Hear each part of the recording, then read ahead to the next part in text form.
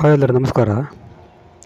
ಇವತ್ತಿನ ಒಂದು ವಿಡಿಯೋದಲ್ಲಿ ಚಂದ್ರ ಜಾತಕದಲ್ಲಿ ದುರ್ಬಲ ಆಗಿದ್ದರೆ ಏನೆಲ್ಲ ಒಂದು ಫಲ ಸಿಗ್ತಾ ಅಂತ ಈ ವಿಡಿಯೋದಲ್ಲಿ ತಿಳ್ಕೊಳ್ತಾ ಹೋಗೋಣ. ಚಂದ್ರ ನಿಮ್ಮ ಜಾತಕದಲ್ಲಿ ತುಂಬ ಸ್ಟ್ರಾಂಗ್ ಇದ್ದರೆ ನಿಮ್ಮ ಮೈಂಡು ಕೂಡ ತುಂಬ ಸ್ಟ್ರಾಂಗ್ ಇರ್ತದೆ. ನಿಮಗೇನಾದರೂ ಚಂದ್ರ ಏನಾದರೂ ನಿಮ್ಮ ಜಾತಕದಲ್ಲಿ ಏನಾದರೂ ವೀಕ್ ಇದ್ದರೆ, ತುಂಬ ದುರ್ಬಲವಾಗಿದ್ದರೆ ನಿಮ್ಮ ಮೈಂಡ್ ಸೆಟ್ ಕೂಡ ತುಂಬ ಒಂದು ಖರಾಬ್ ಸ್ಥಿತಿಗೆ ಹೋಗ್ತದೆ.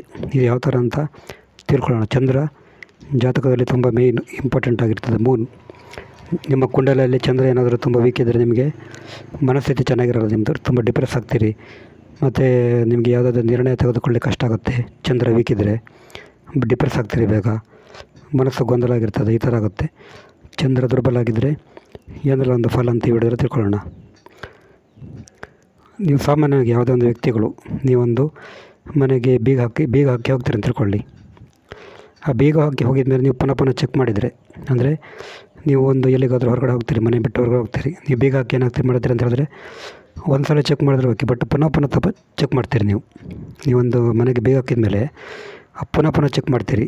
ಮತ್ತು ಸ್ವಲ್ಪ ದೂರ ಹೋದ್ಮೇಲೆ ಕೂಡ ಅದ್ರ ಬಗ್ಗೆ ಮಾತಾಡ್ಬೋದು. ಇದು ಚಂದ್ರ ವೀಕ್ ಆಗಿರುವಂಥ ಒಂದು ಲಕ್ಷಣ. ಇದು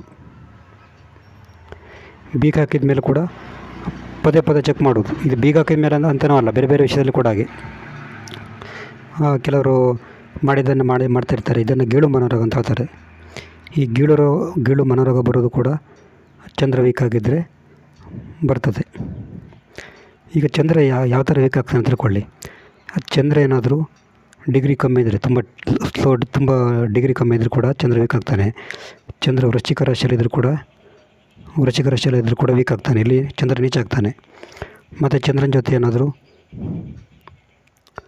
ರಾಹು ಗ್ರಹ ಇದ್ದರೆ ಚಂದ್ರ ವೀಕ್ ಆಗ್ತಾನೆ. ಚಂದ್ರನ ಜೊತೆ ಏನಾದರೂ ಕೇತು ಗ್ರಹ ಇದ್ದರೂ ಕೂಡ ಚಂದ್ರ ವೀಕ್ ಆಗ್ತಾನೆ. ಚಂದ್ರ ಜೊತೆ ಶನಿ ಇದ್ದರೂ ಕೂಡ ಚಂದ್ರ ವೀಕ್ ಆಗ್ತಾನೆ. ಆಮೇಲೆ ಚಂದ್ರ ಕೇಮದ್ರಮ ಯೋಗದಲ್ಲಿದ್ದರೆ, ಕೇಮದ್ರಗ ಏನಂತಂದರೆ ಚಂದ್ರನ ಅಕ್ಕಪಕ್ಕದಲ್ಲಿ ಯಾವುದೇ ಗ್ರಹಗಳಿಲ್ಲದೆ ಮತ್ತು ಯಾವುದೇ ದೃಷ್ಟಿ ಇದ್ದರೂ ಕೂಡ ಅದು ವ್ಯಕ್ತಿ ಚಂದ್ರ ದುರ್ಬಲ ಆಗ್ತದೆ. ಅವು ಕೂಡ ಇದು ಪರಿಣಾಮ ಬೀರ್ತದೆ. ಮತ್ತು ಚಂದ್ರ 6, 8, 12 ಮನೆಯಲ್ಲಿದ್ದರೆ, ಲಗ್ನದಿಂದ 6, 8, 12 ಮನೆಯಲ್ಲಿದ್ದರೂ ಕೂಡ ಚಂದ್ರ ವೀಕ್ ಆಗ್ತಾನೆ. ಉದಾಹರಣೆಗೆ ಇದು ಲಗ್ನ ಅಂತ ತಿಳ್ಕೊಳ್ಳಿ.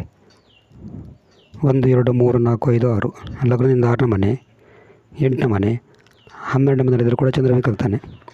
ಈ ಥರ ವೀಕ್ ಆಗಿದ್ದಾಗ ಈ ಒಂದು ನಾನು ಹೇಳಿದಾಗೆ ಗೀಳು ವ್ಯಕ್ತಿತ್ವ ಇರ್ತದೆ. ನೆಕ್ಸ್ಟ್ ಇವರಿಗೆ ತುಂಬಿದ ನದಿ, ಸಮುದ್ರ, ನೀರಿನ ಕೊಳ ಈ ಥರ ನೋಡಿದರೆ ತುಂಬ ಒಂದು ಫಿಯರ್ ಇರ್ತದೆ ಇವರಿಗೆ. ಈಗ ಒಬ್ಬ ವ್ಯಕ್ತಿ ನೀವು ಎಲ್ಲಿಗಾದರೂ ಟ್ರಾವೆಲ್ ಹೋಗ್ತೀರಿ, ಆವಾಗ ಒಬ್ಬ ವ್ಯಕ್ತಿಗೆ ಈ ನದಿ ನೋಡಿದರೆ ಭಯ ಆಗ್ಬೋದು, ನೀರು ತುಂಬ ತುಂಬಿಕೊಂಡಿದ್ರೆ ಭಯ ಆಗ್ತದೆ, ಸಮುದ್ರ ನೋಡಿದರೆ ಭಯ ಆಗ್ತದೆ, ಮತ್ತು ಎತ್ತರದ ಸ್ಥಳ ನೋಡಿದರೆ ಭಯ ಆಗುತ್ತೆ. ಎತ್ತರ ಸ್ಥಳದಿಂದ ಕೆಳಗೆ ನೋಡಿದಾಗ ಒಂಥರ ಫೋಬಿಯಾ ಅಂತಾರೆ ನೋಡಿ, ಆ ಥರ ಒಂದು ಭಯ ಆಗುತ್ತೆ. ಈ ಥರ ಒಬ್ಬ ವ್ಯಕ್ತಿಗೆ ಭಯ ಇದೆ ಅಂತ ಹೇಳ್ಕೊಂಡು ಅವನ ಚಂದ್ರ ವೀಕ್ ಇದ್ದಾನೆ ಅಂತ ಅರ್ಥ. ಅದು ಚಂದ್ರ ಮೂನ್ ವೀಕ್ ಇದ್ದಾನೆ ಅಂತ ಅರ್ಥ. ಇದು 2ನೇ ಸಿಚುವೇಷನ್ನು.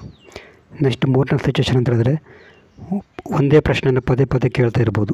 ಈಗ ಒಬ್ಬ ವ್ಯಕ್ತಿ ನಿಮ್ಮ ಹತ್ರ ಒಂದು ಪ್ರಶ್ನೆ ಕೇಳ್ತಾನೆ, ಏನಾದರೂ ಒಂದು ಪ್ರಶ್ನೆ ಕೇಳ್ತಾನೆ, ಅದನ್ನು ಒಂದು ಸಲ ಕೇಳಿದ್ರೆ ಓಕೆ, ಬಟ್ ಅದನ್ನು ಪುನಃ ಕೇಳ್ತಾ ಇರ್ತಾರೆ ಅವರು. ಈಗ ಒಬ್ಬ ವ್ಯಕ್ತಿ ನಿಮ್ಮ ಹತ್ರ ಬಂದು ಏನಾದರೂ ಒಂದು ಕೇಳ್ತಾನೆ ಅಂತ ತಿಳ್ಕೊಳ್ಳಿ. ನಾನು ಈ ಸಲ ಪಾಸ್ ಆಗ್ಬೋದು ಅಂತ ಕೇಳ್ತಾನೆ, ಎಕ್ಸಾಮಲ್ಲಿ ಪಾಸ್ ಆಗ್ಬೋದು ಅಂತ ನಿಮ್ಮ ಹತ್ರ ಒಂದು ಕೇಳ್ತಾನೆ. ಅವ್ರು ಏನು ಮಾಡ್ತಾರೆ ಅಂತ ಹೇಳಿದ್ರೆ ಅದನ್ನು ಪದೇ ಕೇಳ್ತಾ ಇರ್ತಾರೆ. ಅವರಿಗೆ ಬೇಜಾರಾಗಲ್ಲ, ಆ ಪ್ರಶ್ನೆಯನ್ನು ಪದೇ ಕೇಳ್ತಾರೆ ಅವರು. ಈ ಥರ ಕೇಳಿದ್ರು ಕೂಡ ಅವರ ಚಂದ್ರ ದುರ್ಬಲ ಆಗಿದೆ ಅಂತಲೇ ಅರ್ಥ ಅದು. ಮತ್ತು ಕೆಲವರು ಎಣಿಸಿದ ಹಣ, ಉದಾಹರಣೆಗೆ ನಿಮಗೆ ಏನಾದರೂ ಒಂದು ಹಣ ಕೊಟ್ಟರೆ ಅದನ್ನು ಪದೇ ಎಣಿಸ್ತಾರೆ. ಅವ್ರ ಹಣ ಪದೇ ಒಂದು 2-3 ಸಲ 3-4 ಸಲ ಎಣಿಸ್ತಾ ಇರ್ತಾರೆ. ಇದು ಕೂಡ ಒಂದು ಗೀಳು ಮನೋರೋಗ. ಇದು ಕೂಡ ಈ ಥರ ಒಬ್ಬ ವ್ಯಕ್ತಿ ಮಾಡಿದ್ರು ಕೂಡ ಹಣವನ್ನು ಪದೇ ಎಣಿಸಿದ್ರು ಕೂಡ ಅದು ಚಂದ್ರ ವೀಕ್ ಇದ್ದಾನೆ ಅಂತಲೇ ಅರ್ಥ. ನೆಕ್ಸ್ಟ್ ಭವಿಷ್ಯದ ಬಗ್ಗೆ ತುಂಬ ಭಯ ಇರ್ತದೆ, ಆತಂಕ ಇರ್ತದೆ ಇವರಿಗೆ. ಮುಂದೆ ಏನಾಗ್ತದೋ ಏನೋ ಅಂತ ಒಂದು ಭಯ ಇರ್ತದೆ ಇವರಿಗೆ ಚಂದ್ರ ವೀಕ್ ಇದ್ದಾಗ. ಮತ್ತು ತುಂಬ ಕಷ್ಟಕರವಾದ ಕೆಲಸ ನೋಡಿ ಭಯ. ಇವರಿಗೇನಾದರೂ ಒಂದು ಚಂದ್ರ ವೀಕ್ ಇದ್ದರೆ ತುಂಬ ಕಷ್ಟಕರವಾದ ಒಂದು ಕೆಲಸ ಕೊಟ್ಟವರಿಗೆ ತುಂಬ ಭಯ ಪಡ್ತಾರೆ ಅವರು. ಕಷ್ಟಕರವಾದ ಕೆಲಸ ಅಂದರೆ ಅವ್ರಿಗೆ ಗೊತ್ತಿದ್ರು ಕೂಡ ಭಯ ಪಡ್ತಾರೆ ಅವರು. ಒಂಥರ ಆ ಥರ ಒಂದು ಫಿಯರ್ ಇರ್ತದೆ. ಆ ಕೆಲಸ ನೋಡಿನೇ ಭಯ ಆಗ್ತದೆ ಇವರಿಗೆ. ಮತ್ತು ತುಂಬ ಹಠಮಾರಿತನ ಆಗಿರ್ತದೆ. ಚಂದ್ರ ವೀಕ್ ಇದ್ದರೆ ತುಂಬ ಹಠಮಾರಿತನ ಮಾಡ್ತಾರೆ. ಸಂಶಯ ಪ್ರವೃತ್ತಿ, ಎಲ್ಲರನ್ನ ಸಂಶಯದಿಂದ ನೋಡ್ತಾರೆ. ಚಂದ್ರ ದುರ್ಬಲ ಇದ್ದರೆ ತುಂಬ ಒಂದು ಸಂಶಯ ಪ್ರವೃತ್ತಿ ಇರ್ತದೆ. ಮತ್ತು ಇವರಿಗೆ ಇನ್ನೊಂದು ಅಂತ ಹೇಳಿದ್ರೆ ಚಂದ್ರ ವೀಕ್ ಇದ್ದರೆ ಇವರಿಗೆ ಶೀತ ಕೆಮ್ಮು ಕಫ ಬರ್ತಾನೆ ಇರ್ತದೆ. ಯಾವಾಗಲೂ ಕೂಡ ಶೀತ ಕೆಮ್ಮು ಕಫ ಬಂದರೂ ಕೂಡ ಅದಕ್ಕೆ ರಿಕವರ್ ಆಗಿ ಪುನಃ ಬರ್ತಾ ಇರ್ತದೆ. ಇದು ಶೀತ ಕೆಮ್ಮು ಕಫ ಇದರ ಗಂಟಲು ನೋವು ಇದೆಲ್ಲ ಬಂದರೆ ಕೂಡ ಚಂದ್ರ ವೀಕ್ ಇದ್ದಾನೆ ಅಂತಲೇ ಅರ್ಥ ಇದು. ಮತ್ತು ತಾಯಿ ಜೊತೆ ಕೂಡ ಮದರ್ ಜೊತೆ ಕೂಡ ಸಂಬಂಧ ಚೆನ್ನಾಗಿರಲ್ಲ. ತಾಯಿ ಜೊತೆ ಯಾವಾಗಲೂ ಜಗಳ ಮಾಡ್ಕೊಳ್ತಾ ಇರ್ತಾರೆ. ಇದು ಕೂಡ ಚಂದ್ರ ವೀಕ್ ಇರುವಂಥ ಒಂದು ಲಕ್ಷಣ.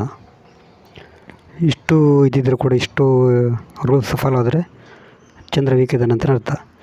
ಇದು ಚಂದ್ರ ವೀಕ್ ಇದ್ದರೆ ನೀವು ಚಂದ್ರ ಯೋಗಕಾರಕ್ಕಾಗಿದ್ದರೆ ಚಂದ್ರನ ಮುತ್ತು ಧರಿಸ್ಬೋದು.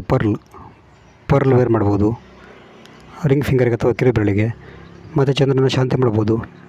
ತಾಯಿ ಜೊತೆ ಅದು ತುಂಬ ಚೆನ್ನಾಗಿರಬೇಕು. ತಾಯಿ ಜೊತೆ ಏನಾದರೂ ನೀವು ತುಂಬ ನೆಗೆಟಿವ್ ಆಗಿದ್ದರೆ ನಿಮಗೆ ಅದು ಚಂದ್ರ ಇನ್ನೂ ವೀಕ್ ಆಗ್ತಾ ಹೋಗ್ತದೆ. ಮತ್ತು ಚಂದ್ರನ ಬೀಜ ಮಂತ್ರ ಪ್ರತಿದಿನ ಬೆಳಿಗ್ಗೆ ಮತ್ತು ಸಂಜೆ ಚಾಂಟ್ ಮಾಡಬೇಕು.